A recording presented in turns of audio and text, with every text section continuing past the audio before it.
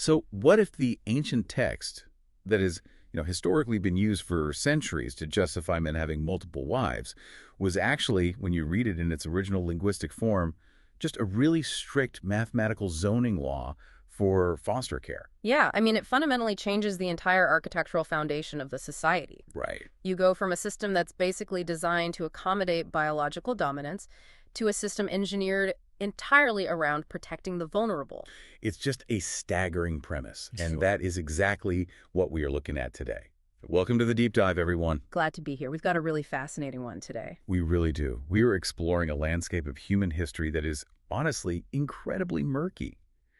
And it's murky largely because we take the definitions of ancient words completely for granted. We really do, yeah. Like, we tend to assume that the way a foundational word is translated today, a word that might govern the laws, the behavior, the family structures of literally billions of people, is exactly what it meant 1,000 or 2,000 years ago. Which, linguistically speaking, is a highly precarious assumption. Oh, absolutely. Because language is not static, right? Right. It's a living, breathing, and highly malleable tool. Right, it shifts over time. Exactly. And when you are dealing with foundational texts, a single mistranslated word isn't just a typo. I mean, it operates like a shifted tectonic plate. Oh, I like that analogy. Yeah, it redirects the entire structural integrity of everything built on top of it. And so that brings us to the source material for this deep dive. Yeah. We are looking really closely at a highly analytical, honestly, incredibly dense text by Dr. Khaled Waleed. Yeah. It's titled The Partnership and Gains, or in Arabic, Al-Nika wal-Mata. Right. And so Dr. Waleed is putting forward this radical alternative reading of Quranic texts. But he's doing this not by debating, historical anecdotes, right? No, not at all. He's using a very specific linguistic methodology called literal root exchange. Yeah, which is a super interesting approach. He is quite literally taking a scalpel to the foundational building blocks of the Arabic language to uncover what he argues are the original, uncorrupted meanings of these ancient words. Yeah, and I think we need to define how that scalpel works before we look at what he cuts with it, Yeah, definitely. Break that down for us. So Arabic, like most Semitic languages, is built on a root system. Usually, 3 consonants form the core of a word, right? Okay. And by changing the vowels around those consonants, you create different words that all share a fundamental conceptual DNA. Got it. So they are all related in meaning. Exactly. What Dr. Waleed does, and this is a recognized, though highly specialized and frankly radical tool in Arabic philology, is look at the inverse or the anagram of those root letters. Wait, the anagram? Yeah. It's known conceptually in broader terms as major derivation. He examines a root, then he flips the letters to look at its opposite. Okay, so he's looking at it backward. Essentially, yes. Yeah. He argues that to truly define a concept, you must perfectly understand its linguistic mirror image. Okay, I have to admit, I've got some skepticism here. Sure, that's fair. Because, I mean, if I take an English word, say stop, right, and I spell it backward to get pots, that doesn't tell me anything about traffic laws. Yeah. Like, how is flipping roots in an ancient language a valid methodology? And not just, playing anagrams to fit a modern agenda? It's a really fair question, but the difference lies in how Semitic languages were constructed versus Indo-European languages like English. Okay, how so? In early Semitic languages, the actual physical mechanics of speaking, literally where the tongue hits the palate, the throat, the teeth carried intrinsic meaning. Oh, wow. Yeah, the root letters weren't arbitrary. So in this linguistic theory, reversing the order of those fundamental physical sounds logically produces the inverse conceptual reality. That is fascinating. So the physical act of making the sound is tied to the concept. Exactly. And Dr. Waleed argues that over centuries, what he calls foolish traditionalists sort of lost this rigorous scientific understanding of the roots. And what happened when they lost it? Well, as a result, he claims they took a divine system that was designed for psychological healing, social welfare, and profound intellectual growth, and they distorted it. Distorted into what? Into a system focused on physical desires, biological dominance, and ultimately patriarchal control. Wow. Okay, and before we really get into the weeds here, we need to be crystal clear with you, the listener. We are not here to validate a specific theology, right? No, absolutely not. Nor are we taking sides on centuries of religious doctrine. Our role today is purely analytical. We're just looking at the text. Exactly. We are acting as neutral guides through Dr. Waleed's linguistic matrix.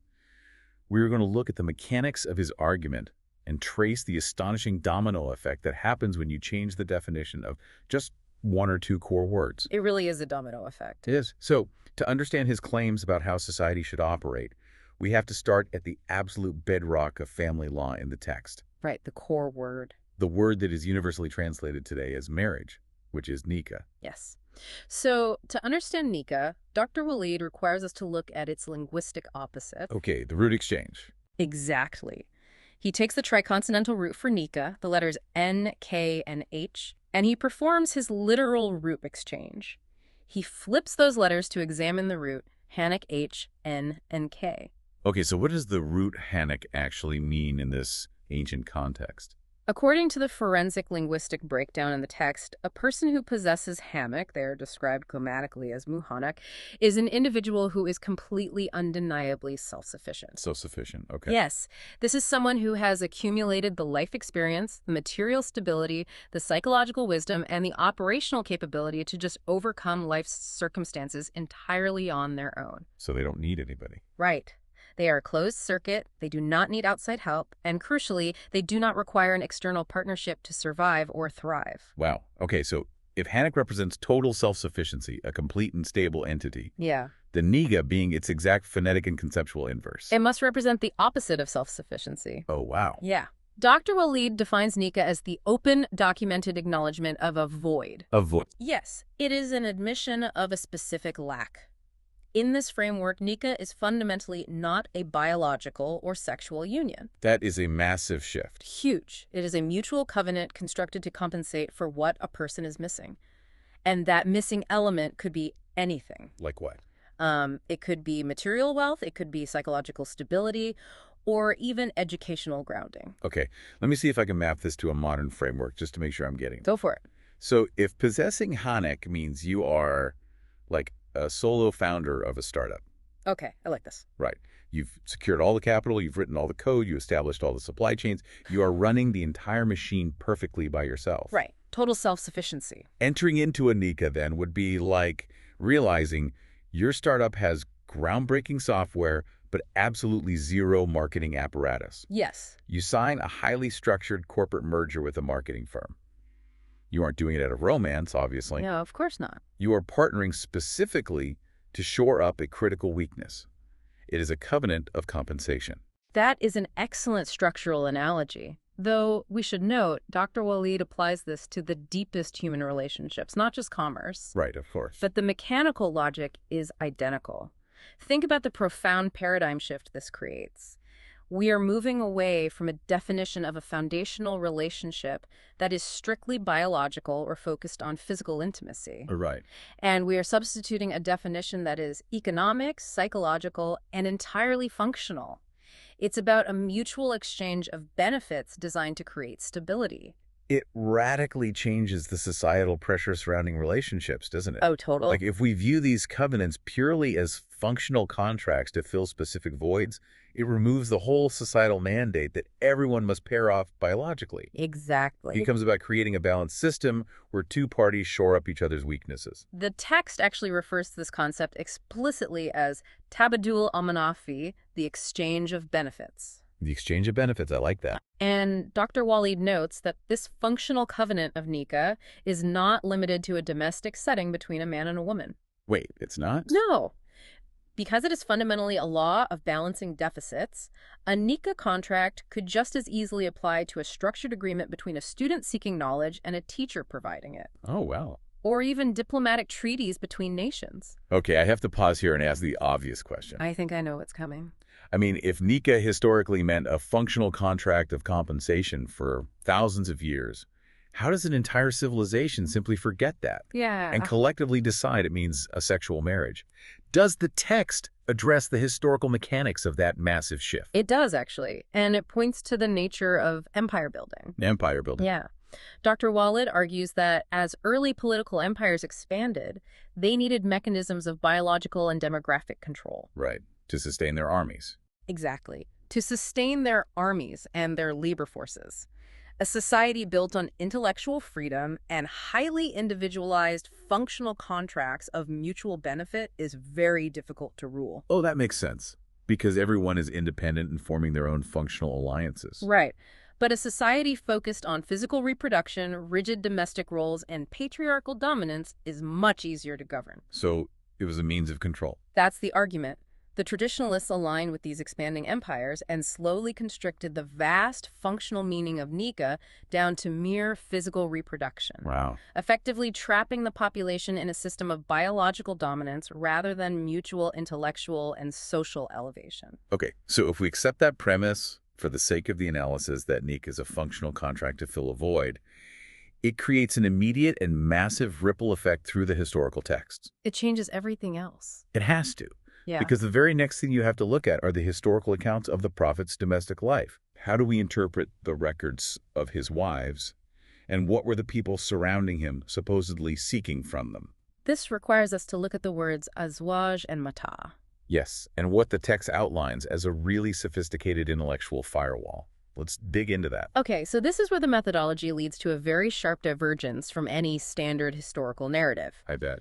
Traditionally, the Arabic term azwaj al-nabi is translated literally as the prophet's wives, the biological women he was married to. Right, that's the standard translation. But Dr. Waleed looks at the root of azwaj, which fundamentally implies a pairing or a coupling. But a pairing doesn't necessarily mean male and female, though. It just means two things operating in tandem. Precisely. Dr. Waleed argues that in the context of these specific revelations, azwaj does not refer to literal women in a domestic setting. Right, really? Who were they then? He defines the prophets azwaj as groups of revelation writers. Revelation writers. Yeah, they were the primary carriers and documentarians of his message. Oh my God. This is a pairing of souls and minds in the service of an enormous intellectual and spiritual mission. That is profound. These were the individuals who took on the heavy, dangerous burden of documenting, parsing, and spreading the divine message. They were his intellectual partners, his scribes. Which completely reframes the behavior of the general public at the time. It really does. Because traditional historical texts describe people constantly approaching the prophets azwaj and asking them for mata. Right. And traditionally, mata is translated as worldly goods, physical enjoyment, or temporary pleasure. Yeah, usually the narrative is framed as people bothering his wives for household items or favors. But apply the linguistic scalpel again. What does Dr. Waleed say about mata? So he looks at the root MTA.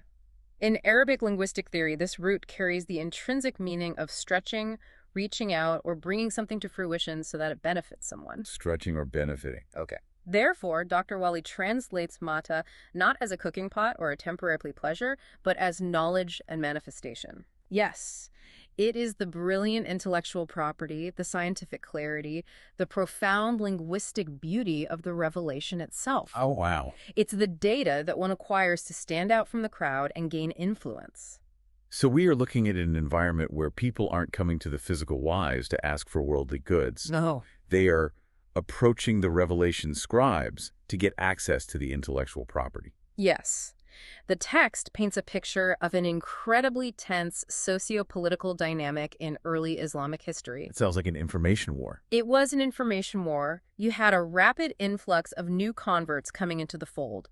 But the text highlights that a significant portion of these were what it calls hypocrites. Hypocrites. Yeah, these were individuals who infiltrated the movement not out of genuine belief in the message, but out of a calculated desire for social power and influence. Right.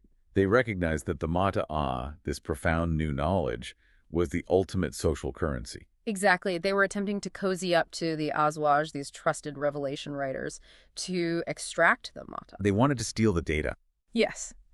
Their goal was to take this intellectual capital back to the masses, parade it as their own incredible wisdom, and use it to establish their own authority. That happens in literally every movement. It really does. The text even suggests their ultimate aim was to corrupt the data and create an alternative, self-serving religion, which Dr. Waleed notes has plagued previous prophetic missions throughout history. Well, yeah. If you are the leader of this movement and you realize you have bad actors actively trying to steal and corrupt your core intellectual property, you have to implement a security system. You have to lock it down. And this brings us to Dr. Waleed's reinterpretation of the hijab. And honestly, when I read this part of the text, it fundamentally shifted how I view the architecture of early historical societies. It is arguably one of the most culturally significant reinterpretations in the entire text. Let's talk about it. Surah Al-Ahzab, Ayah 53. Right. It explicitly instructs the community that when they ask the azwaj for mata, they must do so from behind a hijab. And for centuries, traditionalists have interpreted this as a literal physical curtain. Yes, a piece of fabric hung in a doorway so that men could not look at the prophet's wives when speaking to them. Right. And this specific interpretation became the foundational text for the physical veiling and segregation of women in subsequent centuries. But if we follow Dr. Waleed's linguistic logic, Yeah. if the azwaj are the intellectual scribes and the mata is the pure intellectual property, then hanging a physical curtain in a living room does absolutely nothing to protect the data. No, it doesn't. I mean, a corporate spy can hear your secrets just fine through a piece of cloth. Exactly. Dr. Waleed looks at the root HJB, which means to prevent access, to block, or to screen. Okay. He argues the hijab was not a physical curtain. It was an intellectual screening system. An intellectual screening system. The text describes it as a barrier of trusted committees. Oh, wow. Yeah, when these new, potentially hostile converts came seeking the mata, they were not granted direct access to the core revelation writers. They couldn't just walk up and ask. Right.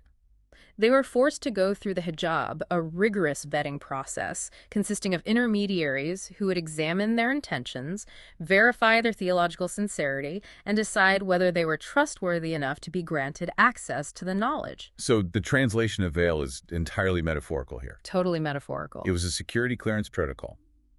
It was the ancient equivalent of a non-disclosure agreement combined with a high-level corporate vetting process. That's a great way to put it. Designed to protect a vulnerable startup's intellectual property from bad actors. In terms of its functional mechanics, yes, absolutely. Its purpose was to maintain the purity of the data. Right. It was engineered specifically to protect the message carriers from being compromised, coerced, or manipulated by those attempting to steal the light of the revelation to build their own political empires. It completely strips away the gendered, physical imitation and replaces it with a highly sophisticated system of information security. It really does. It turns what we traditionally view as a domestic family drama into a high-stakes, geopolitical espionage thriller. And Dr. Waleed points out that this perfectly explains another highly debated verse, where God explicitly forbids the believers from ever making a nikah contract with these azwaj after the prophet passes away. Oh, interesting. Traditionally, this is read as an instruction that the biological widows of the prophet could never remarry. Right. Which I always thought seemed unusually harsh for a system that otherwise actively promotes remarriage and social integration. It is harsh, but through Dr. Waleed's lens, it makes perfect strategic sense. Because they have the data. Exactly.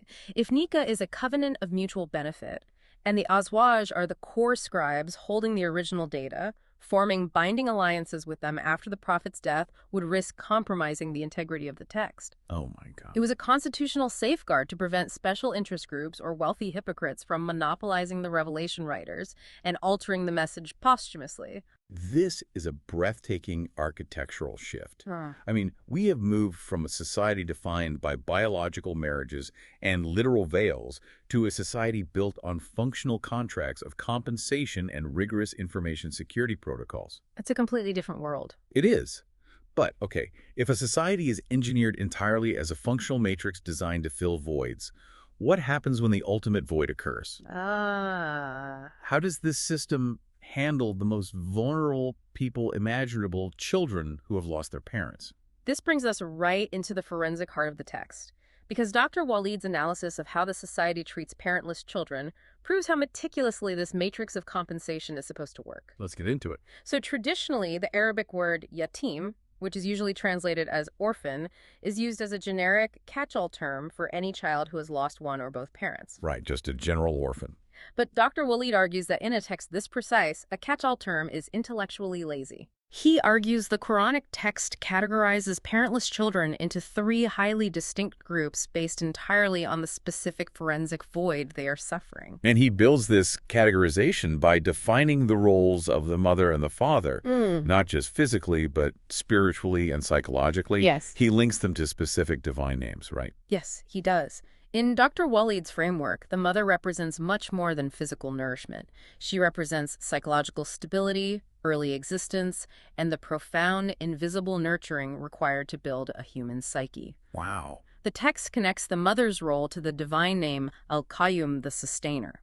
She is the one who establishes the unseen foundation of life and provides psychological balance. So if a child loses their mother, they haven't just lost a parent. No. They have lost that specific invisible psychological scaffolding. They have lost their connection to the sustainer. Exactly. And Dr. Waleed says this specific child, the one suffering from a maternal psychological void, is exactly what the text defines as a yatim. Precisely. A yatim is specifically and exclusively a motherless child. Exclusively a motherless child. Okay, what about the father? The father represents something entirely different. The father represents material support, spiritual knowledge, and movement out into the world. Okay, so external stuff. Right. The father's role is connected to the divine name Al-Hayy, the living.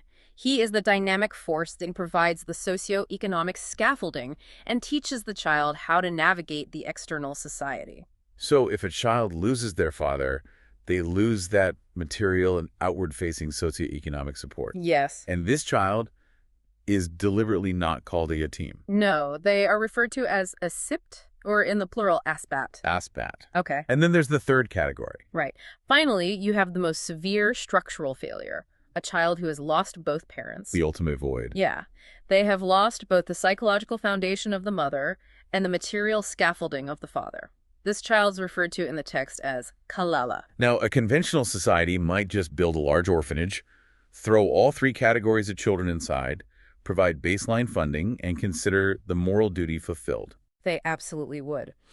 Which Dr. Waleed argues is a profound violation of what the text calls the divine divine justice or balance. Because they aren't treating the specific voids. Exactly. True justice is not a blanket policy. True justice requires forensically analyzing exactly what the child lost and prescribing the exact specific countermeasure to restore that specific balance. You cannot prescribe medicine without knowing the exact disease. That's a perfect way to put it. Let's look at the prescriptions, starting with the asbat, the children who lost their father. Okay. They still have their mother. Their connection to Al-Qayyum is intact. Their psychological foundation is unbroken. What they lack is material provision and broad external support. Therefore, the societal solution for the asbat is purely financial and structural. Okay, how does this system solve it? The text argues that they are to be entirely supported by the state treasury, the Beit al-Mal. The state steps in. Yes. The society as a whole steps in to act as the father. They provide the material resources, allowing the mother to continue raising them with her psychological nurturing intact. So she isn't forced to go work in a factory or something. Exactly. She doesn't face destitution or get forced into grueling labor that would take her away from the child. That is incredibly logical. What about the kalala, the children who lost both parents? They have a total systemic void.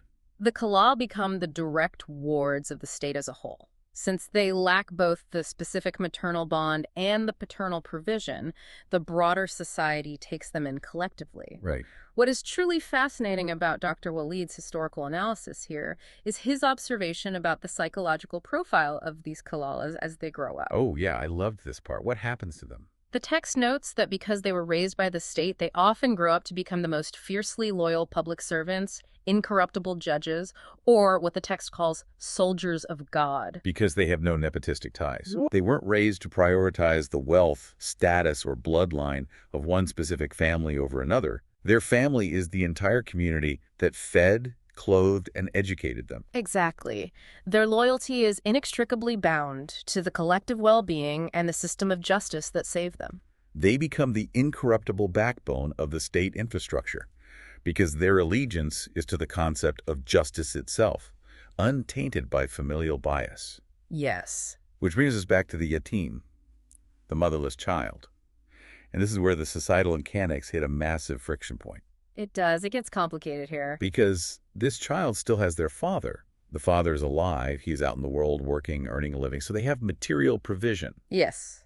But they've lost the mother. They have lost the profound, invisible psychological nurturing. And this is the critical distinction. You cannot fix a psychological void with money from the state treasury. Right. The father has money, but he doesn't have time. Exactly. A father who is out working full-time to provide materially cannot be in two places at once. He cannot simultaneously provide the deep, constant psychological nurturing that the traumatized child just lost. The void is highly specific. Highly specific. And therefore, the societal solution must be highly specific.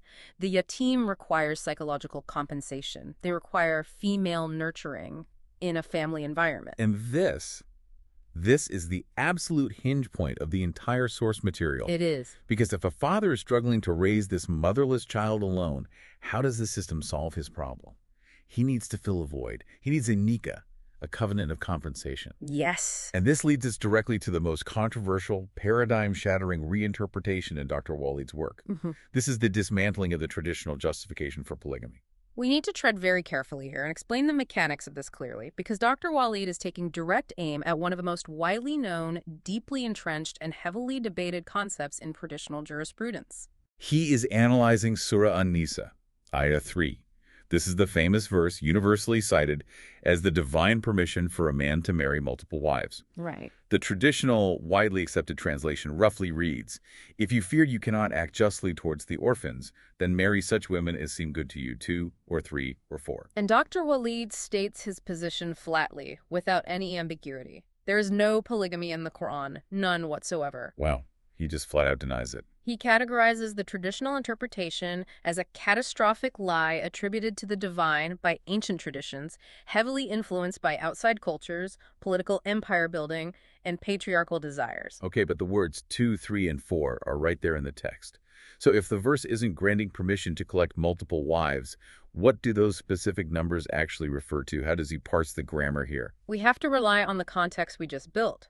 Look at the opening condition of the verse. It explicitly begins by talking about the yatim, the motherless orphans. Okay, so the context is the orphans. Yes.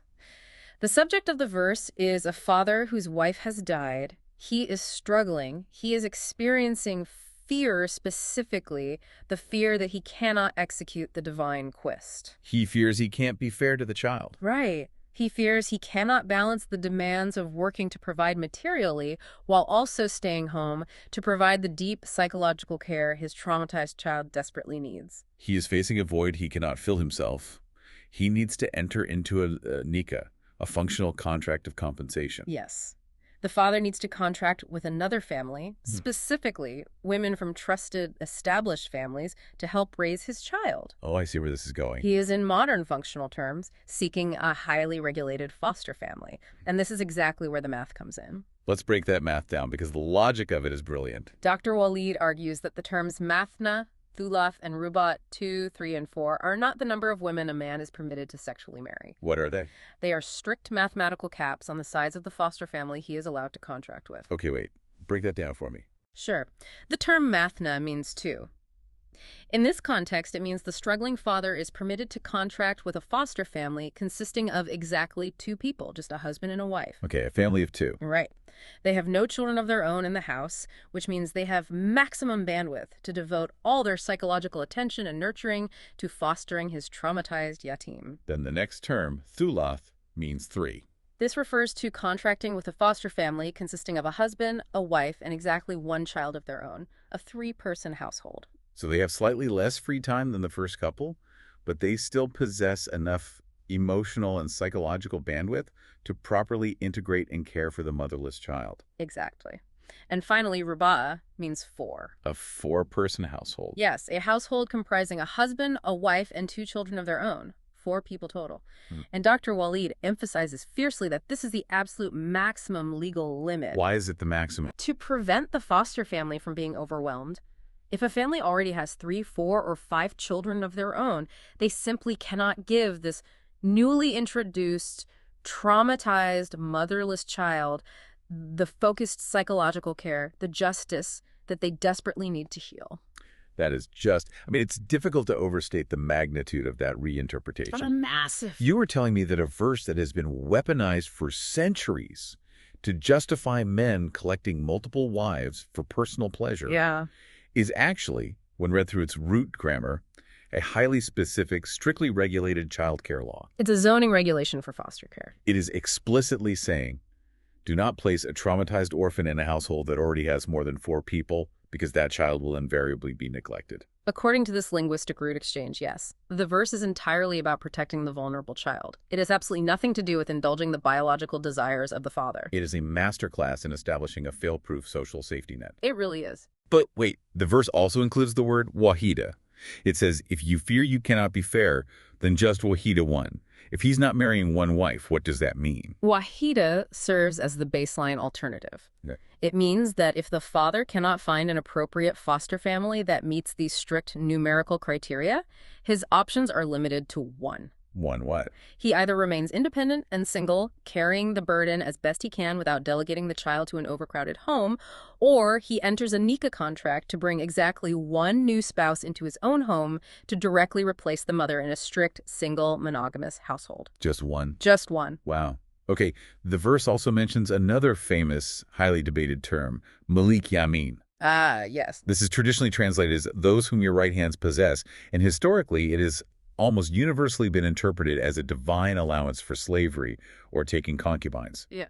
How does Dr. Waleed possibly reconcile that with a system of justice? By entirely dismantling the translation of possession as slavery. Okay, how does he do that? Dr. Waleed points out that in ancient Semitic cultures, the right hand was the symbol of oaths, treaties, and trusted agreements. Like shaking hands on a deal. Exactly. He argues Malik Yamin does not mean slaves or captives. It refers to trusted employees or professional associates bound to you by a covenant of trust, a right-hand agreement. So it's an employment contract, not ownership of a human being. Exactly. The context remains the motherless child. Yeah. If the father cannot find a suitable foster family among his relatives or peers, he's permitted to contract with his Malik Yamin. His employees. Yes, trusted employees who work for him, people whose carrier he knows intimately, to help raise the child in exchange for fair financial compensation. Again, it is about functional childcare solutions, not sexual access to subordinates. Correct. The tragic irony of this is staggering. If Dr. Waleed's linguistic analysis is even partially correct, a divine injunction meant to establish a deeply empathetic, highly regulated, forensic social welfare system designed solely to protect traumatized children. Yeah. It was completely inverted. It was turned upside down into a system of patriarchal dominance and exploitation. It serves as a chilling demonstration of the terrifying power of language. It really does. When you lose the original functional meaning of a root word like nikah, when you forget that it means a mutual contract to fill a void and assume it merely means sexual access, you don't just change a sentence. You rewrite the entire structural reality of the society, usually at the expense of the most vulnerable. I have to push back here, though, with the most common counterargument. Okay, let's hear it. If we accept this premise, that the general rule for the society is strict monogamy and highly regulated foster care to protect orphans, what do we do with the historical verses that seem to give the prophet himself special marital privileges? Because people will immediately point to Surah Al-Ahzab, Ayah 50. That verse explicitly talks about believing women gifting themselves to the prophet, and it says this is a special privilege for him alone. Right. If nikah isn't biological, what is happening in that verse? Dr. Waleed tackles this counterargument head-on, and he does so by stripping away the domestic assumptions and grounding the verse deeply in its geopolitical and legal context. Geopolitical context. Yeah, but this situation wasn't happening in a vacuum. The context of this verse is a mass migration, specifically a migration of believers fleeing from a hostile territory to a safe haven. And we should note, Dr. Waleed makes a highly provocative geographical claim here. He identifies the forbidden hostile city they are fleeing from as Petra. Yes. And the holy city they are migrating to as Baka, which he identifies as Jerusalem. Now, we don't need to debate the archaeology of that today, but the geography underscores the severity of the geopolitical crisis. Exactly. Regardless of the map coordinates, the legal reality was a crisis. You had believing women who were fleeing from polytheist husbands in this hostile city. They are undocumented refugees crossing a border. Yes. They arrive in the new community, but legally speaking, they're still married to and governed by men who are now active enemies of their new state. They are in absolute legal limbo. So when the verse says these refugee women were gifting themselves to the prophet, it absolutely does not mean they were offering themselves up for his sexual pleasure or asking to join a domestic harem. Okay, what does it mean? Dr. Waleed argues that the phrase gifting the self in this specific high-stakes legal context refers to the transfer of wilayah or legal guardianship. They were granting him power of attorney. Yes, because they were legally paralyzed. They couldn't integrate, they couldn't enter into new functional contracts, and they couldn't move forward in the new society because of their legal ties to the hostile nation. So by gifting their guardianship to the prophet, they were seeking his ultimate legal protection as the head of state. Precisely. And how does the text explain the prophet's special exemption from God in this verse? The traditional reading says God gave him special permission to have more wives than other men. Dr. Waleed argues the exemption was entirely legal, not biological. As the supreme leader, the prophet was granted the unique, unilateral legal authority to dissolve their old marriages in absentia. Oh, because normal citizens couldn't do that. Exactly. Normal citizens did not have the power to sever international legal contracts. His special privilege was the power to annul their ties to the enemy polytheists without the husband's presence or consent. And then what? And then legally arrange new, safe Nika contracts, covenants of protection and mutual benefit for these refugee women with trusted believers in the new community. That is a complete inversion of the traditional narrative. It really is. This isn't a story about a leader building a harem. This is the story of a massive refugee crisis. The prophet was acting as a Supreme Court judge, granting emergency asylum and unilateral legal annulments for women escaping a hostile nation. Yeah. He was utilizing his executive authority to ensure they weren't left legally stranded, stateless, or vulnerable to exploitation in their new home. What's truly fascinating here is how Dr. Waleed views the traditional interpretation of these events. How so? He doesn't just see the traditional view that these verses were about the prophet fulfilling his physical desires as a translation error. He views it as a gross historical slander against the character of the prophet. Oh. By applying this rigorous linguistic root analysis, he believes he is actively clearing the prophet's name. That is powerful. He is restoring him from a lustful figure bending divine rules for personal gratification into a noble, burdened statesman shouldering the immense legal responsibility of protecting the most vulnerable women in a war zone. It changes everything. It reframes the entire foundation of the society from one of consumption to one of protection. It absolutely does. Let's take a breath and synthesize the incredible journey of this deep dive. Because the ground we have severed today shifts the paradigm on almost every major historical assumption we have about this text. It's a lot to take in. It is. We started by examining the methodology of literal root exchange. We looked at how analyzing the root hanak, meaning absolute self-sufficiency, forces us to redefine its linguistic inverse, nika, not as a biological marriage, but as a mutual contract of compensation, a highly functional agreement explicitly designed to fill a void in a person's life. We then followed how that single redefinition ripples outward through the text. It fundamentally alters the role of the prophets Azwaj, transforming them from domestic wives into a pairing of soul's elite intellectual scribes carrying the burden of the message. Right. It reveals the sought-after mata as pure intellectual property and the hijab as a brilliant institutional screening process, essentially an NDA designed to protect that vital knowledge from hypocrites trying to hijack the movement. From there, we explored what happens when the ultimate void occurs in this society, the orphan matrix. We saw a forensic, psychologically acute social welfare system that distinguishes between a child who lost a father and merely needs material support from the state treasury, and a motherless child who is suffering a profound psychological void that requires deep female nurturing. Which logically led to the complete dismantling of the concept of polygamy. By reinterpreting the words 2, 3, and 4, not as a collection of wives for a man's pleasure, but as strict mathematical childcare regulations capping the size of foster families to ensure traumatized orphans receive adequate attention. And finally, we reframed the prophet's special exemptions. We saw those not as a divine license for lust, but as emergency executive legal powers used to grant asylum and legal annulments to female refugees fleeing a hostile nation, saving them from legal paralysis. Whether you agree with Dr. Waleed's specific theological conclusions, or whether you accept the methodology of literal root exchange in its entirety, this text forces us to confront something undeniable: the terrifying world-building power of language. How a society chooses to translate its foundational texts dictates, with absolute precision, how it will treat its most vulnerable members. It dictates whether a society builds a safety net of mutual benefit or a rigid hierarchy of dominance. It really does. The words we choose literally build the walls we live inside. Couldn't have said it better myself. And that brings me to a final thought I want to leave you with, the listener. A thought drawn straight from the very end of Dr. Waleed's treatise. Something for you to mull over and explore on your own long after we wrap up this deep dive. It's a profound thought. Throughout our entire conversation today, we have talked about the mechanics of Nika, this functional covenant designed specifically to fill a void.